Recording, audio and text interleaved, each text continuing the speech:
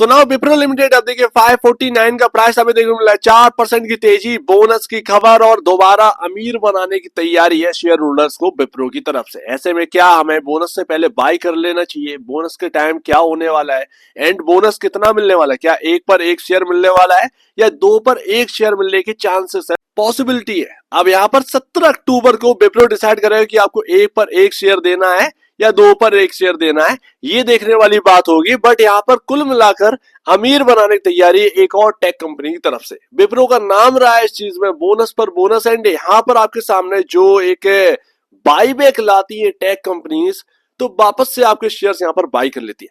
इसकी वजह से आपकी वैल्यू लगातार बढ़ती रहती है। ये सबसे बड़ा एडवांटेज होता है एक टेक कंपनी के अंदर। एंड मेरे ख्याल से अगर आप चाहे खरीद भी सकते हैं, अगर आप खरीद कर बैठे तो और भी अच्छा है, एंड आप बोनस के बाद अगर बाय करते हैं तो भी अच्छा है, कोई दिक्कत की बात नहीं है मेरे ख्याल से। लेकिन एक अपॉर्चुनिटी क्रिएट होगी। मैं ऑलरेडी आपके सामने कवर कर चुका हूं विप्रो को, किस तरीके से उनका एआई के अंदर इन्वेस्टमेंट है, बहुत बड़ा इन्वेस्टमेंट यहां पर कर चुकी है ये फर्म।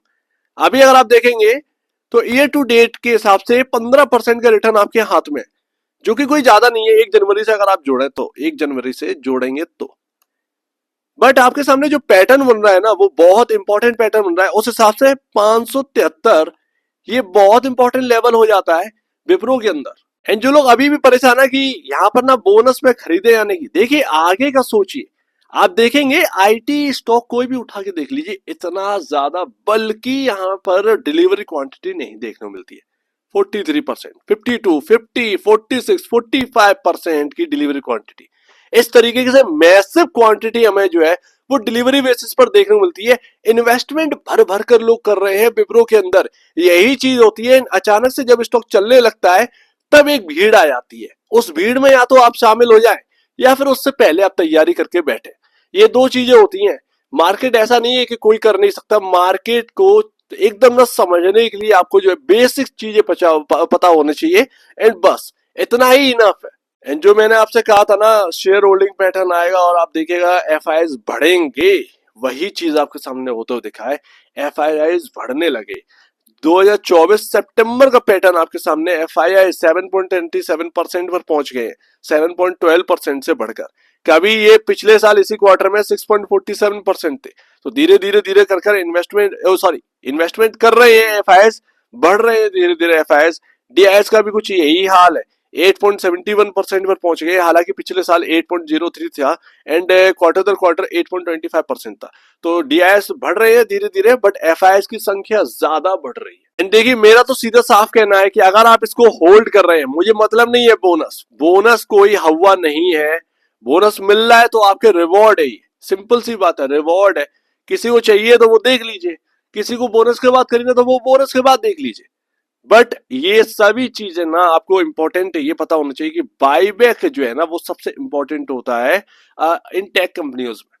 शेयर्स बढ़ते हैं, शेयर्स को मैनेज करने के लिए बाईबैक आता रहता है। तो ये आपकी वैल्यू लगातार, कभी भी आप 10 साल बाद भी देखेंगे ना, ये वैल्यू आपको क्रिएट करती हुई दिखेगी कंपनी। ये बात है। बाईबैक बहुत ज्यादा यहाँ पर आपको देखने को मिलता है टेक कंपनीज के अंदर, एंड यही इंपॉर्टेंट बात है।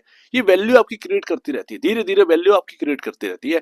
ये सबसे अच्छी बात रहती है। तो बोनस के बाद भी अगर कोई खरीदता है तो उसके अंदर ये सवाल नहीं होना चाहिए कि अरे नंबर ऑफ शेयर्स बढ़ गए हैं तो ये अब बढ़ नहीं सकता, उतना नहीं बढ़ सकता जितना कि बढ़ना चाहिए विप्रो को। तो ऐसा कुछ भी नहीं है। बाईबैक आपको देखने को मिल जाएगा थोड़े टाइम बाद, वो शेयर्स और भी उठा लिए जाएंगे मैनेजमेंट की तरफ से। तो ये बात है। 2.83 करोड़ का 2,83,000 करोड़ का ये मार्केट कैप देखने को मिलता है, जो कि बहुत बड़ा मार्केट कैप नहीं देखने को मिलता है। जैसे कि मैंने आपको बताया कि एआई में बड़ा इन्वेस्टमेंट है। तकरीबन 2 से 2.5 लाख के यहाँ पर जो इनके कर्मचारी है उनको एआई से यहाँ पर एक लेस कर दिया गया, एक तरीके से उनको एआई ट्रेन कर दिया गया है। 2.5 लाख यहाँ पर जो एम्प्लॉयज है वो एआई ट्रेनी है एक्चुअल में। अगर आप देखें ट्रेंड है पूरी तरीके से, तो कहीं से भी यहाँ पर ना एक ग्रोथ आने की तैयारी ला दी गई है विप्रो की तरफ से। एंड नो डाउट अभी ग्रोथ जो है ना वो बहुत ही एक दिन ना धक्का मुक्की में चल रही है। आप देखेंगे कि टीसीएस भी इस बार जो है नंबर कैसे आए, नेगेटिव यहाँ पर ग्रोथ देखने को मिली है, नेगेटिव ग्रोथ देखने को मिली है ना।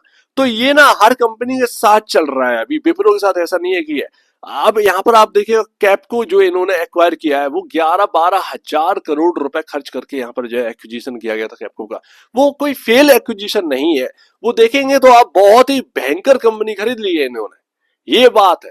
लेकिन वही बात है ना कि विप्रो का हाल उस वक्त ठीक नहीं था, तो इसीलिए मार्केट ने एंजॉय नहीं किया उस बात को। लेकिन मैं आपको बता रहा हूँ कि इसके जो फंडामेंटल है वो बराबर अच्छे हैं। 25/35 का पी रेशियो 34 के against, and book value, price to book value अगर आप देखो तो 3.68 टाइम हमें देखने को मिलता है, जो कि कोई बहुत ज्यादा नहीं है। टीसीएस तो 15 टाइम के ऊपर चल रहा है, इन्फोसिस यहाँ पर 9 टाइम के आसपास चल रहा है। तो ये विप्रो उसके बाद नंबर आता है, ये ध्यान रखिएगा। अभी थोड़ा हाल खराब है विप्रो का, क्योंकि यूरोप से ज्यादा इनका यहाँ पर आता है पैसा, एंड यहाँ पर यूरोप की हालत जो है वो ठीक ठाक चल नहीं रही है। तो वही बात है कि विप्रो इसीलिए थोड़ा सा पीछे, otherwise third largest IT company के रूप में देखते थे हम कभी। एंड लास्ट तो मुझे यही दिख रहा है भैया, देखिए बहुत इंपॉर्टेंट लेवल अभी इसने क्रॉस कर दिया, 545 क्रॉस कर दिया है। एंड यहाँ पर आपके सामने 573 का लेवल और क्रॉस करना है, बस ये आपके सामने। एंड उसके बाद विप्रो यहाँ पर ना कहीं रुकेगा नहीं। तो ये एक पॉसिबिलिटी लगती है। विप्रो का जो हाई है, ऑल टाइम हाई जो है, वो अभी आपको देखने को मिलता है 750 के आसपास का, जहां से ये विप्रो का स्टॉक गिरा था। तो अगर यहाँ पर क्वार्टरली नंबर Q2 के अच्छे निकल गए एंड बोनस की खबर, तो कोई बहुत दूरियां नहीं रह गई यहाँ वो 750 के प्राइस में और अभी के करंट प्राइस में। तो विप्रो कोशिश कर रहा है लगातार कि वो 750 740 के लेवल दोबारा हमें देखने को मिले। हो सकता है कि बोनस आपके सामने अनाउंस हो, हमें नहीं पता कि 2 पर 1 देंगे या फिर 1 पर 1 देंगे, अपने को नहीं पता, बट जो भी होगा अच्छे ही होगा। लेकिन बोनस के बाद, Q2 के बाद हो सकता है कि बोनस का जो यहाँ पर ना आपकी डेट कंसीडर करी गई हो कि ये आपके सामने जो है ये डेट फिक्स करी गई है, उस डेट तक हो सकता है कि इस स्टॉक के अंदर भयंकर तेजी हमें देखने को मिले कि ऑल टाइम हाई भी आ जाए। तो ये भी पॉसिबिलिटी बनती है। लेकिन ये पॉसिबिलिटी को थोड़ा सा साइड में लेके चलते, क्योंकि ये पॉसिबिलिटी है, पॉसिबल होगा या नहीं होगा ये देखने वाली बात होती है। बट फिर भी कोई ज्यादा दूरियां नहीं रह गई हैं, लग तो ऐसा रहा कि विप्रो जाने की कोशिश कर रहा है। तो बस यही है। सो उम्मीद है काफी कुछ आपको समझ में आया होगा। एक बार निवेश से पहले, बेचने से पहले अपने ब्रोकर एडवाइस से जरूर सलाह लीजिए। खुद की स्टडी करें, उससे बेहतर कुछ भी नहीं, खुद की स्टडी मस्ट है। तो आप दीजिए वीडियो देखिए। बहुत धन्यवाद दोस्तों।